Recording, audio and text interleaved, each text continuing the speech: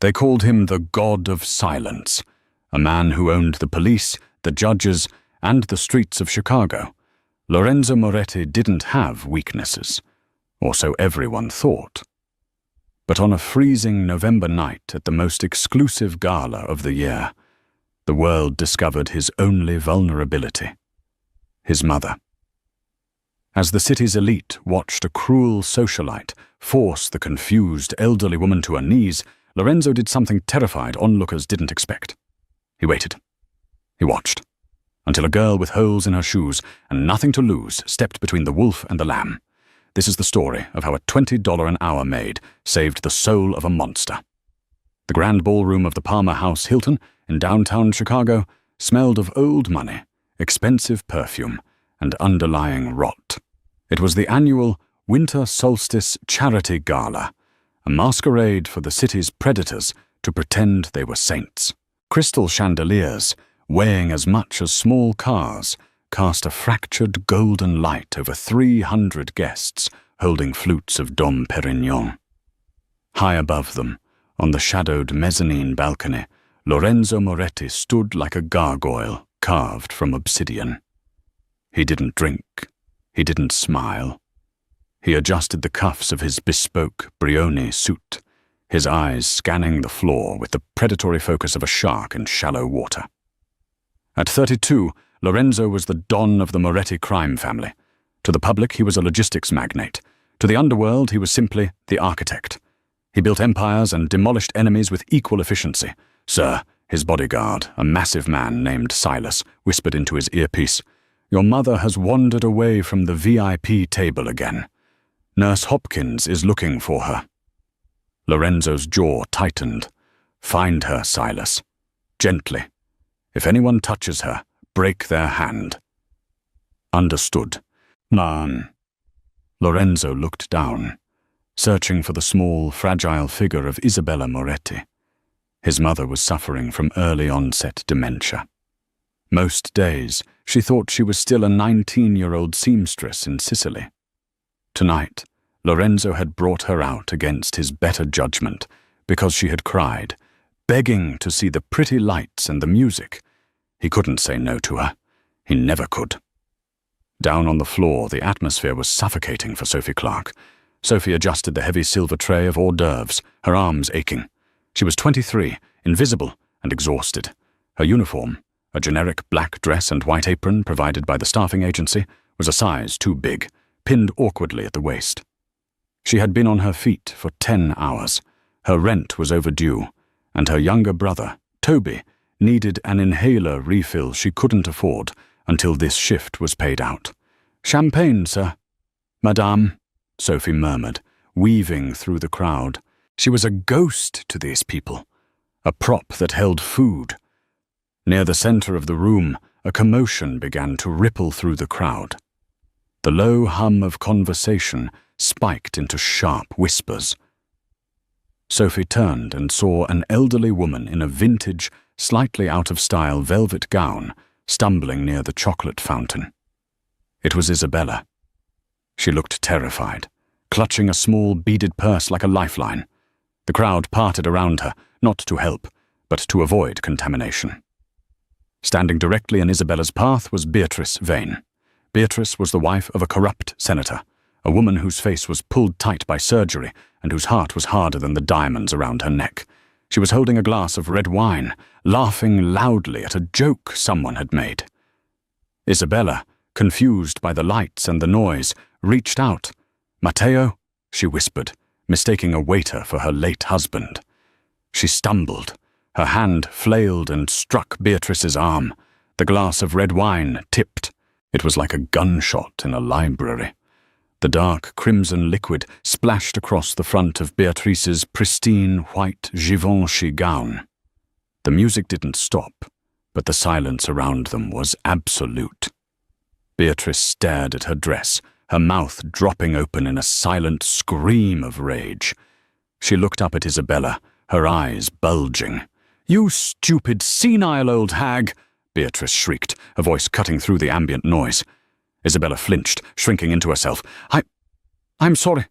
The floor. It moved." "Sorry? Beatrice stepped forward, looming over the smaller woman. "Do you know what this is? This is silk. It's worth more than your entire pathetic life." From the balcony, Lorenzo gripped the railing. The metal groaned under the pressure of his hands. He took a step towards the stairs, his blood running cold. But he paused. He saw the security guards moving in, but they were hesitating. Beatrice Vane was powerful. No one wanted to offend the senator's wife. Lorenzo wanted to see who, in this room of 300 friends and allies, would help his mother. "Show me," he thought, darker than the night outside. "Show me who deserves to survive the night." Beatrice wasn't finished. She grabbed Isabella's arm, her nails digging into the elderly woman's thin skin. "You ruined my night. You're going to fix it." "Please," Isabella whimpered, tears welling in her cloudy eyes. "I just want to go home." "You're not going anywhere until you clean this up," Beatrice hissed. She pointed a manicured finger at the floor where a few drops of wine had spattered the marble. "Get on your knees. Use that rag you call a shawl. Wipe it up." The crowd watched. Men in tuxedos, women in pearls. They all just watched. It was a spectacle to them. A game. "I said, get on your knees." Beatrice shoved Isabella. Isabella's knees buckled. She began to sink toward the cold, hard floor, sobbing softly. I'm sorry. Lorenzo felt a rage so pure it nearly blinded him. He reached inside his jacket for the gun he wasn't supposed to have. He was going to kill Beatrice Vane in the middle of the Palmer House ballroom. Consequences be damned. But before he could move, a blur of black and white shot across the floor. Sophie didn't think. She didn't calculate the risk. She just saw her own grandmother in the terrified eyes of the woman being bullied. The tray of hors d'oeuvres hit a side table with a clatter, spilling crab cakes everywhere. Sophie sprinted the last 10 feet and slid between Beatrice and Isabella, just as the older woman was about to hit the floor. Sophie caught Isabella, wrapping her strong, work-hardened arms around the frail shoulders, holding her up. "Don't you dare touch her," Sophie said. Her voice was shaking, but it was loud enough to be heard. Beatrice blinked, stunned. She looked at the maid as if a cockroach had just spoken to her. "Excuse me? Do you know who I am? Get out of my way, you little servant." Sophie didn't budge. She could feel Isabella trembling against her chest, a bird caught in a storm. "I don't care who you are," Sophie said, her heart hammering against her ribs. "She's confused, she's scared, and you are bullying an elderly woman over a piece of fabric. Have you no shame?" The gasp from the crowd was audible. A maid lecturing Beatrice Vane? It was social suicide. Beatrice's face turned a violent shade of red. "Manager!" she screamed. "Where is the manager? I want this girl fired. I want her arrested." The hotel manager, a sweating man named Mr. Henderson, came running over, my nun, looking pale. "Mrs. Vane, I am so sorry." "Fire her!" Beatrice shrieked, pointing a shaking finger at Sophie. "And throw this old witch out on the street." Sophie tightened her grip on Isabella. "It's okay," she whispered into Isabella's ear, ignoring the screaming socialite. "I've got you. Nobody is going to hurt you." Beatrice, fueled by the lack of immediate obedience, grabbed a glass of champagne from a passing waiter who had frozen in the chaos. "You want to help the trash? Then you can smell like it too." With a vicious sneer, Beatrice threw the champagne. Sophie saw it coming. She spun around, shielding Isabella with her own body. The sticky, cold liquid hit Sophie squarely in the face and chest, soaking her hair and dripping down her apron. She gasped from the shock of the cold but didn't let go of Isabella. "There!" Beatrice laughed, looking around for validation from her peers. "Now the help matches the hag." Sophie wiped champagne from her eyes. She stood tall, dignity radiating from her despite the mess. She looked Beatrice dead in the eye. "If making me wet makes you feel powerful, ma'am, then I feel sorry for you. Your dress is ruined, but your character was clearly ruined long before tonight." Silence. Absolute, terrifying silence. Beatrice raised her hand to slap Sophie. "You insolent..." Beatrice. The name was spoken softly, but it carried across the ballroom like the crack of a whip. It came from the grand staircase. Every head turned. The crowd parted like the Red Sea. Lorenzo Moretti was descending the stairs. He moved slowly, one step at a time. His face was unreadable, a mask of cold, beautiful marble. But his eyes were burning with a fire that promised ash and ruin. He didn't look at the crowd. He didn't look at the manager. He walked straight into the circle, his polished shoes making no sound. Beatrice Vane's hand froze in mid-air. Her arrogance evaporated instantly, replaced by a primal fear. Everyone knew Lorenzo Moretti. Everyone knew that if you crossed him, you didn't just lose your money. You disappeared. Lorenzo stopped 3 feet from them. He looked at Beatrice. Then he looked at the manager. Finally, his gaze landed on Sophie. He saw the champagne dripping from her chin. He saw the fierce, protective way she held his mother. He saw the fear in her eyes, warring with a stubborn bravery that he hadn't seen in years. He stepped closer to Sophie. She flinched, expecting another attack. Lorenzo reached out. Sophie squeezed her eyes shut, bracing for a blow. But he didn't strike her. With a gentleness that shocked the room, Lorenzo took a silk handkerchief from his breast pocket. He reached out and dabbed a drop of champagne from Sophie's cheek. "What is your name?" he asked, his voice a low rumble that vibrated in her chest. Sophie opened her eyes. She was looking up into the darkest, most intense eyes she had ever seen. "Sophie," she whispered. "Sophie Clark." Lorenzo nodded slowly. He turned his gaze to his mother. "Mama," he said softly. "Are you hurt?" Isabella looked up, her face brightening. "Enzo, this nice girl. She caught me. She stopped the floor from moving." "I know, Mama. I saw." Lorenzo turned to Beatrice Vane. The temperature in the room seemed to drop 10 degrees. "Mrs. Vane," Lorenzo said. His voice was polite, which made it terrifying. "You seem to have mistaken my mother for someone who tolerates disrespect.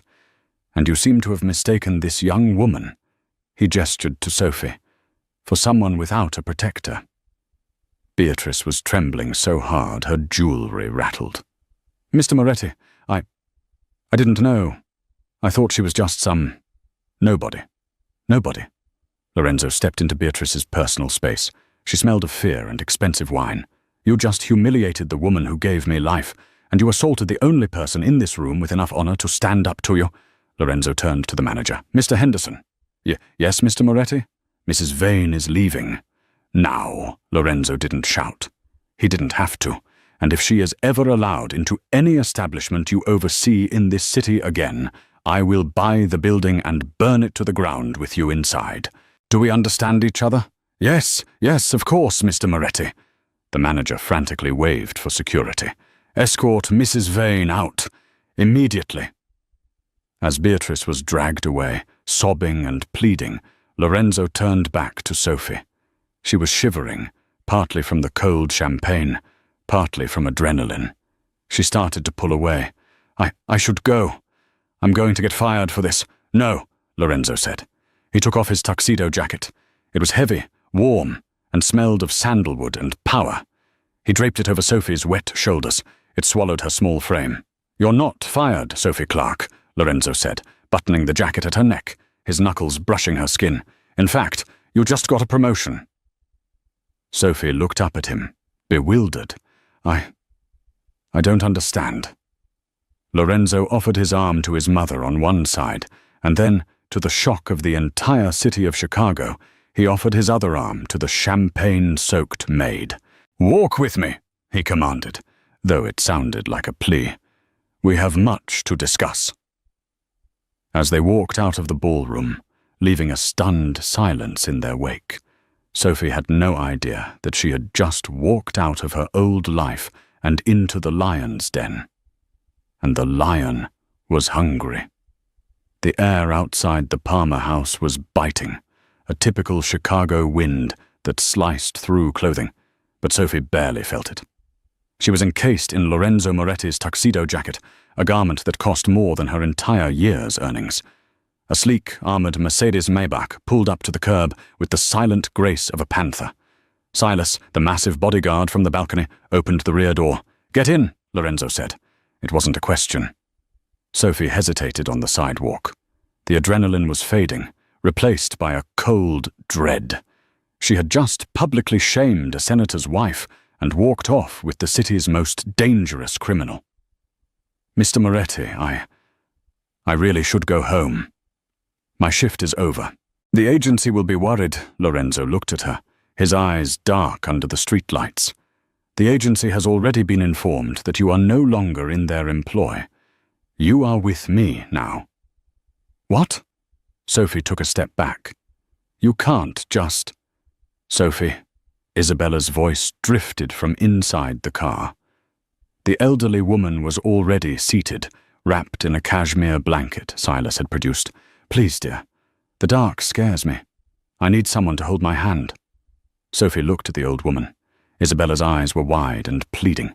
Then she looked at Lorenzo. His face was impassive, but his hand was holding the door open, waiting. "My brother," Sophie said, her voice small. "I have to get home to my brother. He's sick.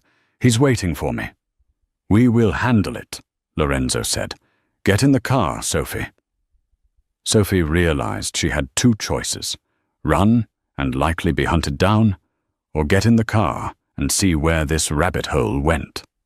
She looked at Isabella again. With a sigh of defeat, she climbed into the back seat. The interior of the car smelled of rich leather and scotch. Lorenzo slid in beside her, the door closing with a heavy, pressurized thump that sealed them off from the world. As the car merged into traffic, silence filled the cabin. Sophie sat stiffly, her hands folded in her lap, stained with sticky champagne. Isabella immediately reached out and took Sophie's hand, humming a soft Italian lullaby. Lorenzo watched them from the opposite seat. He was analyzing Sophie, dissecting her like a complex business deal. He saw the scuffed black shoes, the red, chapped knuckles of a girl who scrubbed floors for a living, and the hollows under her cheekbones that spoke of skipped meals. "Why did you do it?" Lorenzo asked suddenly, breaking the silence. Sophie jumped slightly. "Do what?" "Step in. You knew who Beatrice Vane was. Everyone knows. You knew you would lose your job. Why risk it for a stranger?" Sophie looked down at Isabella's hand resting in hers. "She reminded me of my grandmother," she said softly. "She had dementia, too. People treated her like furniture. Like she wasn't a person anymore just because her memory was fading." Sophie looked up, her eyes flashing with a sudden spark of defiance. "It's not right. Nobody deserves to be humiliated just because they're confused." Lorenzo studied her. In his world, loyalty was bought, and altruism was a myth. People only acted when they had something to gain. But this girl, this starving, terrified girl, had thrown herself in front of a social predator for nothing. "You have a fire in you, Sophie Clark," Lorenzo murmured. "I like it." He pressed a button on the console. A glass partition slid up, separating them from the driver. "Let's talk business." "I'm a maid, Mr. Moretti. I don't have business with the head of the Moretti crime family." Lorenzo's lips quirked in a humorless smile. "You know who I am. Good. That saves time. I need a caretaker for my mother." Sophie blinked. "You have nurses. I saw them." "I have employees," Lorenzo corrected. "I have people who watch her to earn a paycheck. They are cold, clinical. They are afraid of her because they are afraid of me. Tonight, you were not afraid. You protected her. You treated her with dignity." He leaned forward, his elbows resting on his knees. "I want to hire you, exclusively. You will live at the estate. You will be her companion.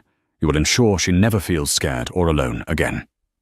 Sophie shook her head. "I can't. I have Toby. He's 16. I'm his legal guardian. I can't just move into a mob boss's house." "Bring him." Sophie froze. "Excuse me?" "Bring the boy," Lorenzo said, as casually as if he were ordering coffee. "The estate is 10 acres. There is plenty of room. I assume he is still in school. We have a driver who can take him, and if he is sick, as you said, my private physician is one of the best in the country." Sophie's heart hammered against her ribs. It was a deal with the devil. She knew it. But she thought of the stack of final notice letters on her kitchen counter. She thought of Toby's wheezing at night because they couldn't afford the good inhalers. She thought of the leaky roof in their apartment in the bad part of town. "How much?" she asked, her voice trembling. Lorenzo didn't blink. $10,000 a month, plus room, board, and all medical expenses for your brother. Sophie's mouth went dry. 10,000. That was more than she made in 6 months. It was freedom. It was safety. But it was also a trap. "What's the catch?" she whispered. Lorenzo's eyes locked onto hers, intense and possessive. "The catch is that you belong to the family now. You live in my house. You follow my rules. And the most important rule is simple. What happens in the Moretti estate stays in the Moretti estate. You see nothing. You hear nothing. You speak to no one outside without my permission." He extended a hand. "Do we have a deal, Sophie?" Sophie looked at his hand, large, manicured, dangerous.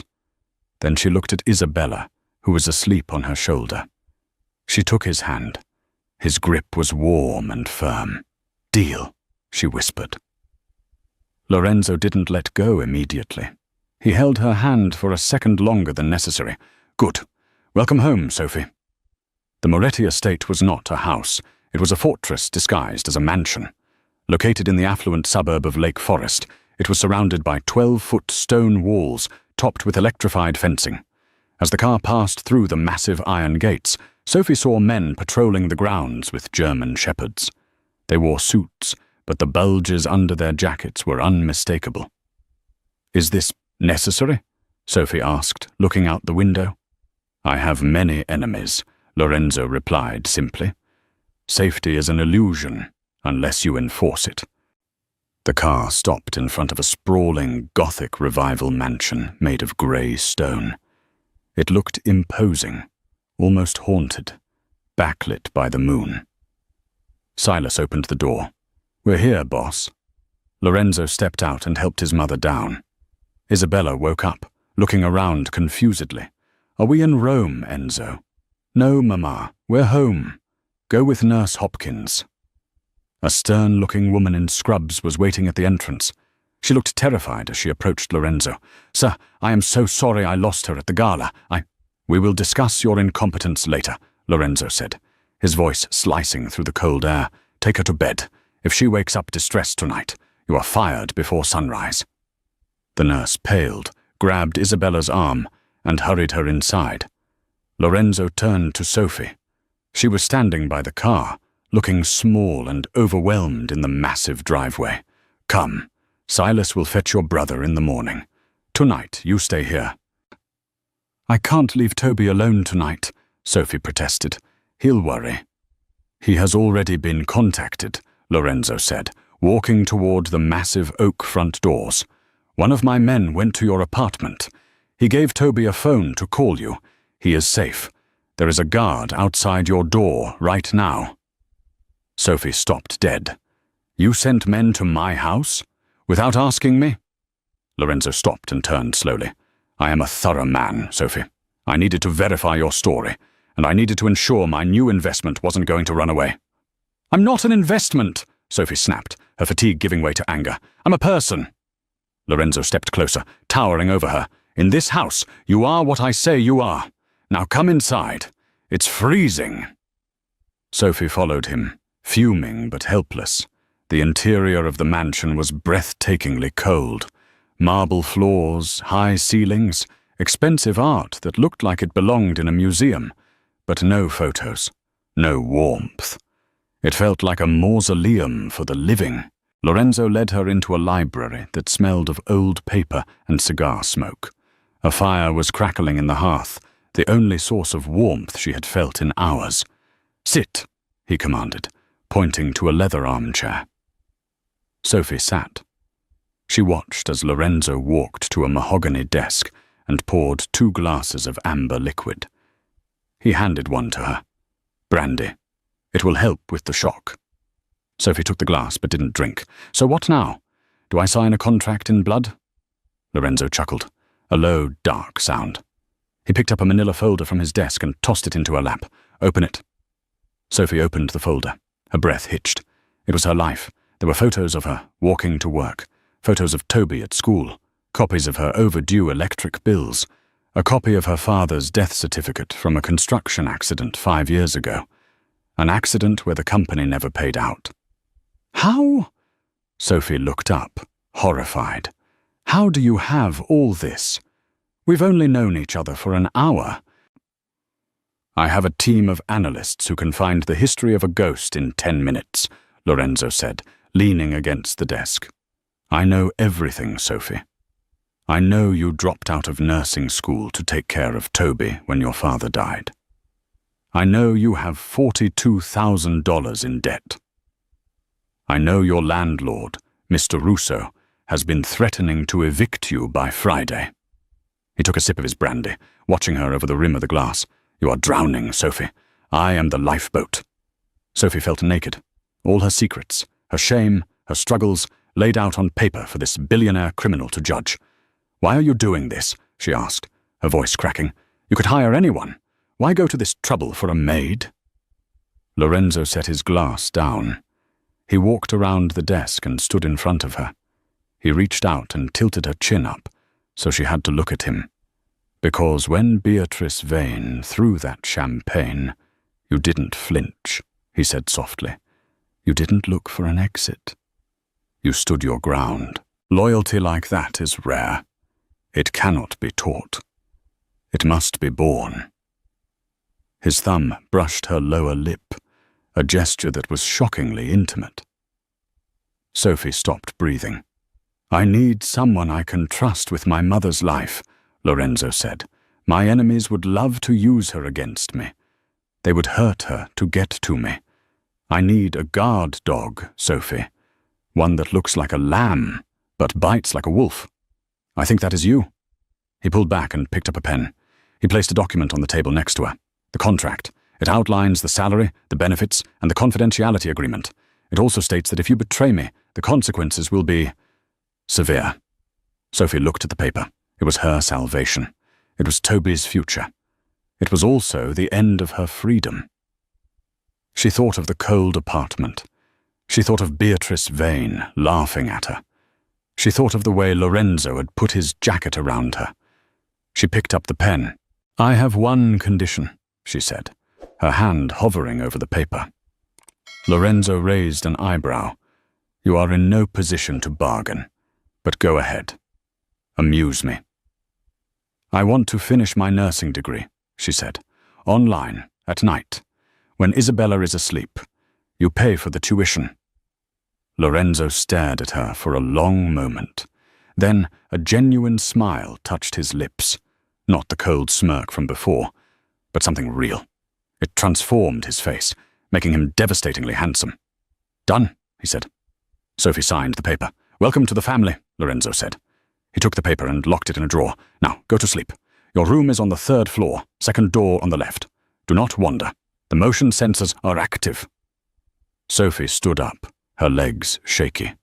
She walked to the door but paused. Mr. Moretti. Lorenzo, he corrected, his back turned to her as he poured another drink. Call me Lorenzo. Lorenzo.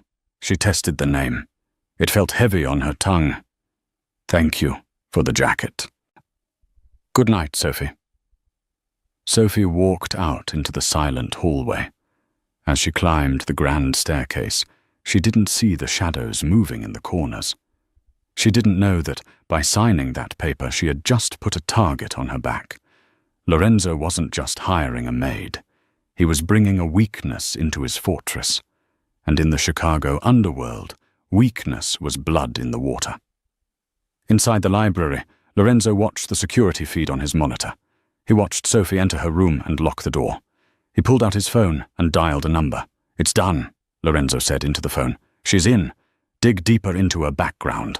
I want to know if she has any ex-boyfriends, any distant relatives, anyone who could be used as leverage against her. If there is anyone. Remove them. He hung up and stared into the fire. The game had changed, and for the first time in years, Lorenzo Moretti wasn't sure if he was the player or the pawn. 3 weeks had passed since the night of the gala. The Moretti estate had a rhythm, one that Sophie was slowly learning to dance to. Her days were spent with Isabella.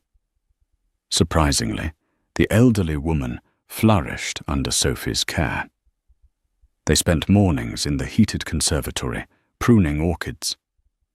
Sophie would play old Italian vinyl records she found in the attic, and for hours, Isabella would be lucid, recounting stories of the Amalfi Coast, of lemon groves, and of a boy named Matteo who stole her heart. Sophie's brother, Toby, had adjusted less smoothly. He was living in the guest wing, surrounded by every video game console imaginable, gifts from Lorenzo, but he was wary. "This isn't normal, Soph," he'd whispered during their dinners. "These guys, they have guns under their coats. I saw the gardener cleaning a pistol in the shed." "We're safe, Toby," Sophie would assure him, though she wasn't entirely sure herself. "Just focus on your schoolwork. The tutors Mr. Moretti hired are expensive." Lorenzo was a ghost. Sophie rarely saw him. He left before dawn and returned long after the house was asleep.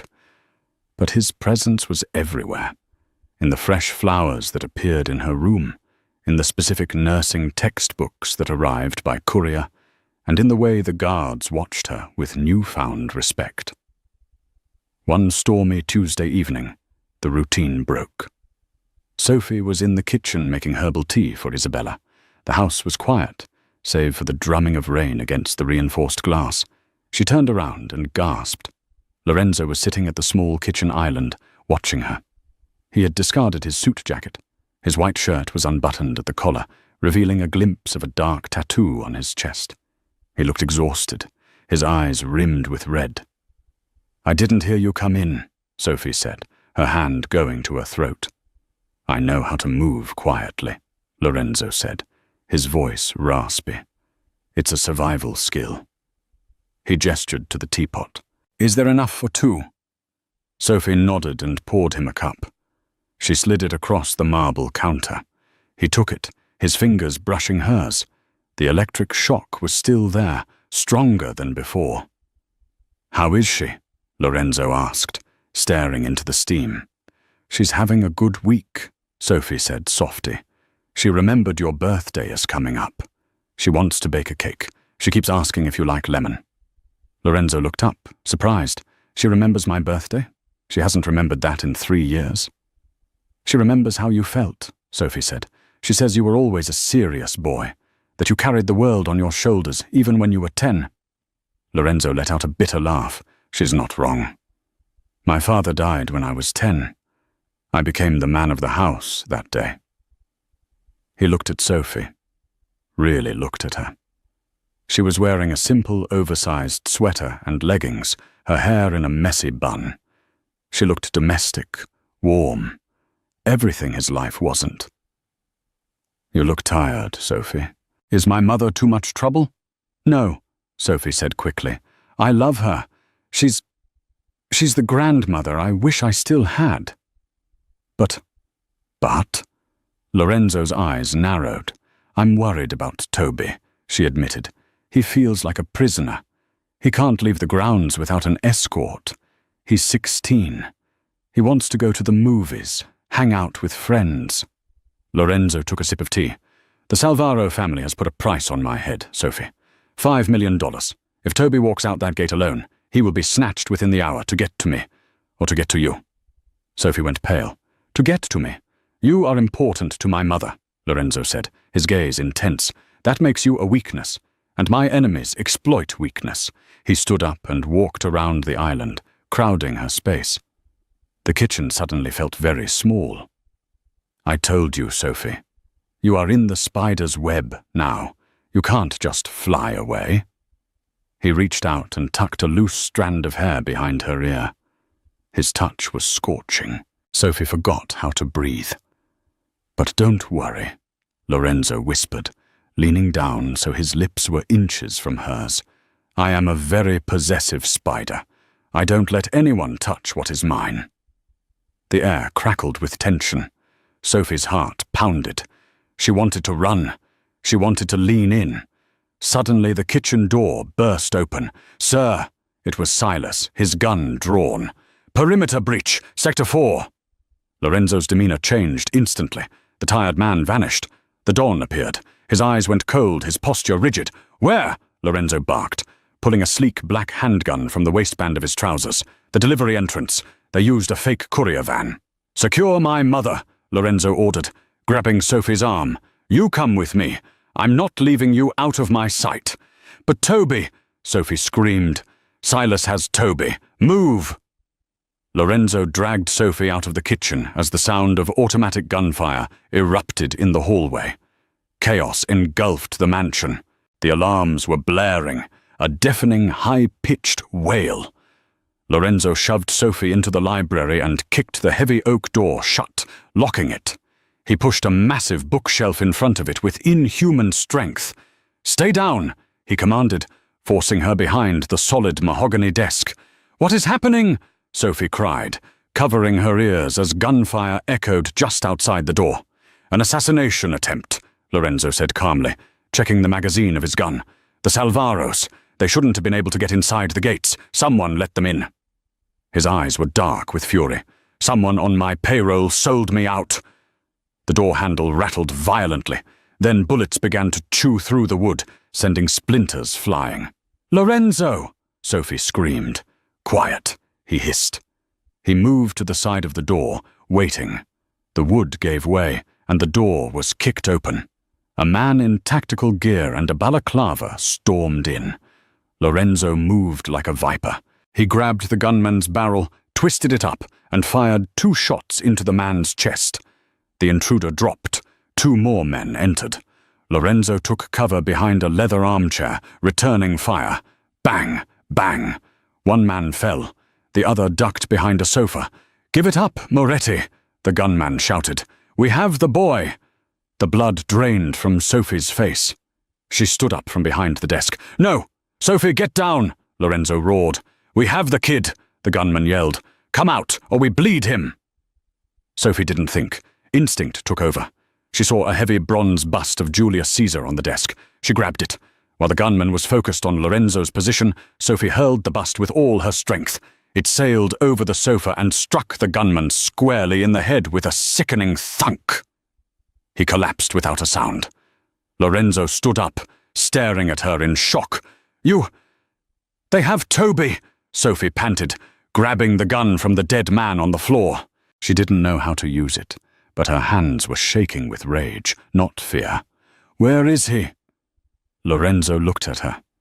This maid, this girl who cried over flowers, holding a semi-automatic weapon with the ferocity of a lioness. "Follow me," Lorenzo said. "Stay close." They moved into the hallway. Bodies of Lorenzo's guards lay on the floor. The air smelled of cordite and blood. They reached the main staircase. Below, in the foyer, 3 men were holding Toby. One had a knife to the boy's throat. Toby was crying, his face bruised. Isabella was there too, cowering on the stairs, screaming. "Let him go! Bad men! Go away!" "Drop the gun, Moretti," the leader of the intruders shouted. He was a scarred man Sophie recognized from the news. Marco Salvaro, the rival Don's son. Lorenzo stopped at the top of the stairs. He held his gun up, showing his palms. "Let the boy go, Marco. This is between us." "The boy dies," Marco sneered. "Then the maid. Then you." "Wait."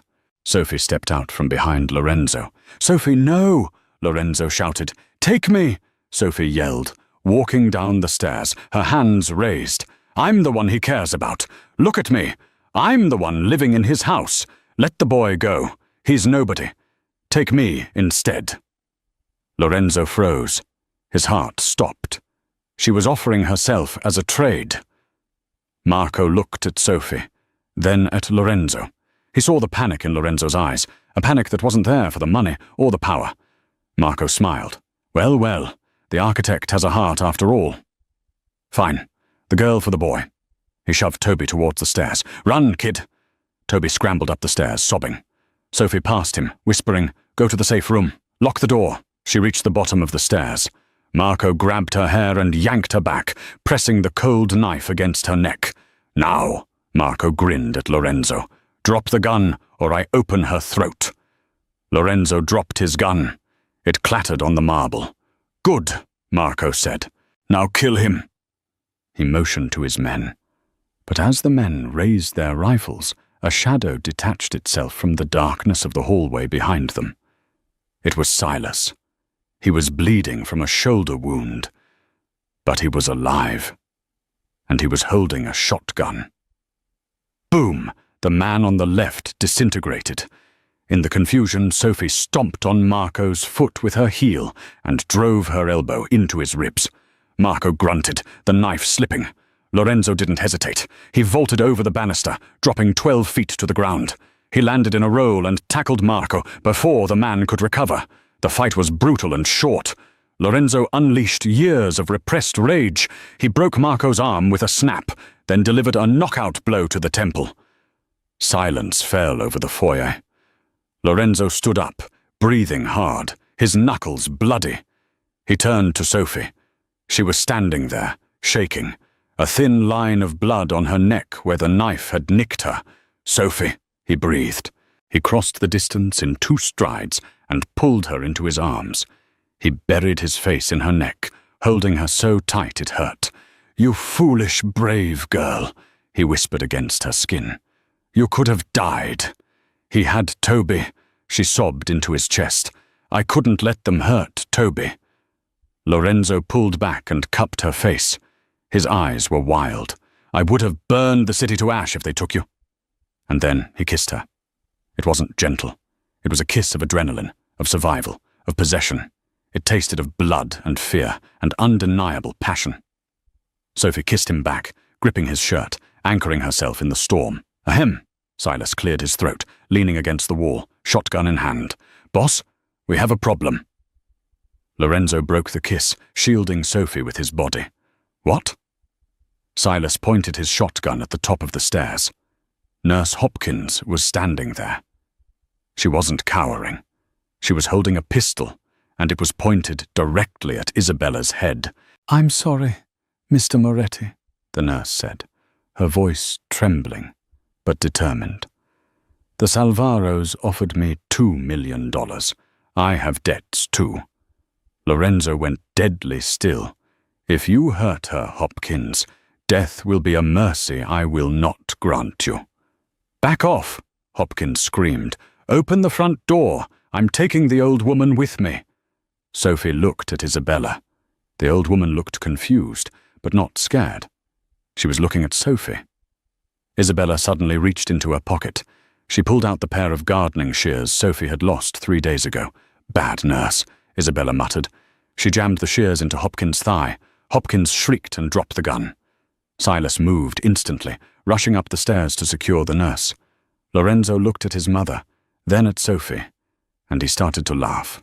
It was a dark, relieved laugh. "My women," he said, shaking his head. "They are more dangerous than my men." But as the adrenaline faded, Sophie felt her legs give out. The world spun, and darkness took her. When Sophie opened her eyes, the world was white and smelled of antiseptic and expensive lilies. She blinked, trying to clear the fog in her brain. She wasn't in her room. She was in a hospital room, but it was unlike any she had ever seen. The walls were mahogany, the linens were silk, and the view out the window was of the Moretti private gardens. She tried to sit up, but a sharp pain in her side made her gasp. "Don't move!" The voice was rough, like gravel grinding together. Sophie turned her head. Lorenzo was sitting in a wing-back chair beside the bed. He looked terrible. His stubble had grown into a beard, his eyes were bloodshot, and he was still wearing the same blood-stained white shirt from the night of the attack. "Lorenzo," she croaked. "How long?" 2 days, he said, standing up and pouring her a glass of water with a shaking hand. He held the straw to her lips. "You lost a lot of blood. The knife missed the artery by 2 millimeters. You also have a concussion." Sophie drank greedily. the cool water soothing her parched throat. Memories of the attack came flooding back. The gunfire, Marco Salvaro, the knife at her throat. "Toby," she gasped, gripping Lorenzo's wrist. "Where is Toby?" "He's fine," Lorenzo assured her, covering her hand with his. "He's in the game room with Silas. I think Silas is teaching him how to play poker. The boy is resilient." Sophie exhaled, her body sinking back into the pillows. "And Isabella?" "She is currently baking cookies for the security team," Lorenzo said, a faint, weary smile touching his lips. "She believes she defeated the bad man with her gardening shears. She is very proud of herself." Sophie let out a weak laugh that turned into a wince. "She did. She saved us." Lorenzo's face darkened. He sat on the edge of the bed, his weight making the mattress dip. He looked at her with an intensity that made her skin prickle. "You saved us, Sophie."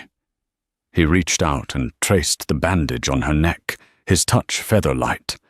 "I watched the security footage. You threw a bust at an armed man. You offered yourself as a hostage. You fought back." He paused, his jaw tightening.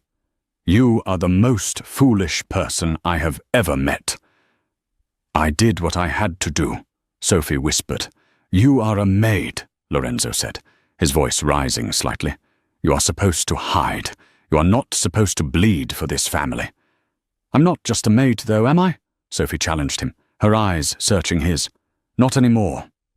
Lorenzo stared at her for a long moment. Then he reached into his pocket and pulled out a piece of paper.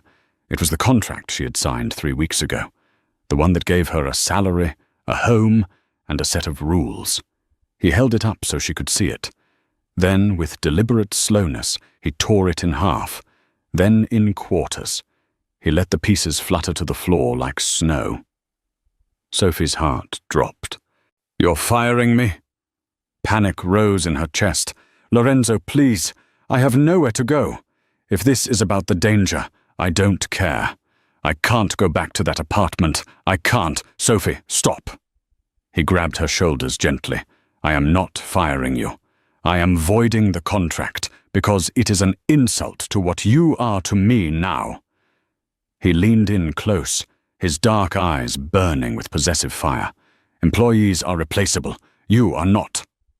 "Then what am I?" Sophie asked, her breath hitching. "You are my partner," Lorenzo said firmly. "You are the woman who stood in the fire with me and didn't burn. I don't want a maid, Sophie. I have plenty of people to clean my floors. I want a queen." He took her hand and pressed a kiss to her palm. "The Salvaros are gone. Marco is in a hole he will never crawl out of. Nurse Hopkins has been dealt with. The threat is neutralized.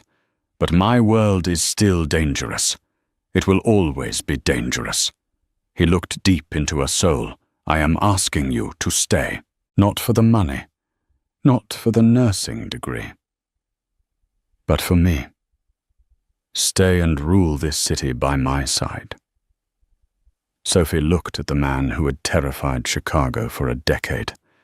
She saw the monster the world feared, but she also saw the man who wiped champagne off her face, the man who loved his mother, the man who had sat by her bed for 2 days straight.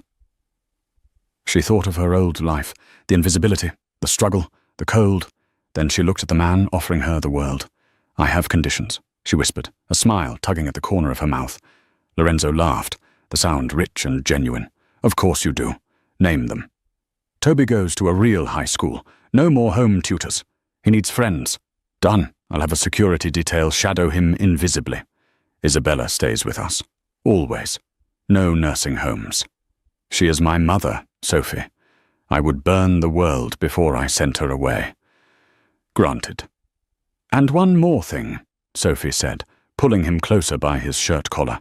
"Yes?" "You have to promise to never wear that shirt again. It's ruined." Lorenzo smirked. "I'll burn it." He leaned down and kissed her. It was a promise sealed in silence, a vow that from this moment on, they were a united front. The architect had found his foundation, 6 months later. The annual Winter Solstice Charity Gala had returned to the Palmer House Hilton. The ballroom was just as opulent as it had been the year before. The chandeliers sparkled, the champagne flowed, and the elite of Chicago gathered to gossip and posture. But this year the atmosphere was different. There was a nervous energy in the air. Everyone was waiting. At the top of the grand staircase, the music swelled. "Ladies and gentlemen," the announcer's voice boomed, "Mr. Lorenzo Moretti and Mrs. Sophie Moretti." A hush fell over the room. Lorenzo appeared at the top of the stairs, looking devastating in a midnight blue tuxedo. But no one was looking at him. All eyes were on Sophie. She was wearing a gown of liquid gold that hugged every curve, designed by Versace specifically for her. Her hair, once messy and pulled back, cascaded in polished waves around her shoulders. Around her neck sat a necklace of diamonds and emeralds that was worth more than the hotel itself. But it wasn't the clothes that made the room stop. It was the way she carried herself. Gone was the hunched, tired girl with the heavy tray. In her place stood a woman who radiated power. She held her head high, her eyes scanning the crowd with a cool, calculating intelligence she had learned from her husband. She descended the stairs with Lorenzo, her hand resting lightly on his arm. They moved as one entity. As they reached the floor, the crowd parted instantly. Respect and fear cleared a path. Near the chocolate fountain, exactly where the incident had happened a year ago, stood a familiar figure. It was Beatrice Vane. The senator's wife had managed to claw her way back into a few social circles, though her reputation was tattered. When she saw Sophie, she froze. Her glass of wine trembled in her hand. Lorenzo stopped. He looked at Beatrice, then down at his wife. "Do you want me to have her removed?" he murmured. Sophie looked at Beatrice. She saw the fear in the older woman's eyes. She saw the way Beatrice's friends were slowly inching away from her, not wanting to be caught in the blast radius. Sophie smiled. It wasn't a malicious smile. It was a smile of absolute pity. "No," Sophie said loud enough for the nearby guests to hear. "Let her stay. Everyone needs to see what the past looks like. I'm only interested in the future." She turned her back on Beatrice Vane. "Champagne, my love?" Lorenzo asked, signaling a waiter. "Please," Sophie said. The waiter hurried over. It was a young girl, no older than 20, looking terrified and exhausted, her apron pinned awkwardly at the waist. Her hands were shaking as she held the tray. Sophie saw her. She saw the holes in the girl's shoes. She saw the desperation in her eyes. Sophie stopped the waiter. "What is your name?" Sophie asked gently. "Jenny, ma'am," the girl squeaked, terrified she had done something wrong. Sophie took a glass of champagne. Then she reached into her clutch and pulled out a business card. It was thick, cream-colored cardstock with the Moretti crest embossed in gold. "Jenny," Sophie said, "my grandmother needs a companion for the afternoons. It pays $30 an hour, full benefits, and we pay for tuition if you're in school. Call this number tomorrow." The girl's jaw dropped. Tears welled in her eyes. "Ma'am, are you serious?" "Dead serious," Sophie said. "Don't be late." Sophie turned back to Lorenzo, who was watching her with a look of pure adoration. "You're soft," he teased, wrapping his arm around her waist. "I'm not soft," Sophie replied, leaning into him. "I'm just building my own army. You have your soldiers, Lorenzo.